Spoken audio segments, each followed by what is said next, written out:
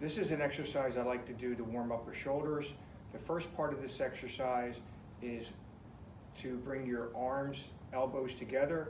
Your elbows should be about the height of your shoulders, and then bring your elbows together. And this is good to do, warm up pre-exercise, pre-workout, for any activity. Just bring it down and rotate in and out. And you could do this 20, 30 times. You could also do this before stretching, just kind of warm up your muscles of your shoulders.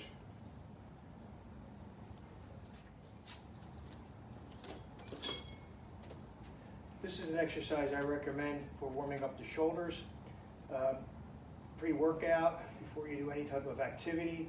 And what you want to do is you want to have your elbows about the height of your shoulders, and you're going to extend the elbows back, warming up the posterior or the back of your shoulders and the upper back. So you want to warm up by trying to squeeze your shoulder blades and elbows together with resistance. And you can start out with maybe 20 and work up to maybe 50, 60. And it will help you with that. It'll help you with your posture. So this is the exercise to do to warm up the back of your shoulders, upper back,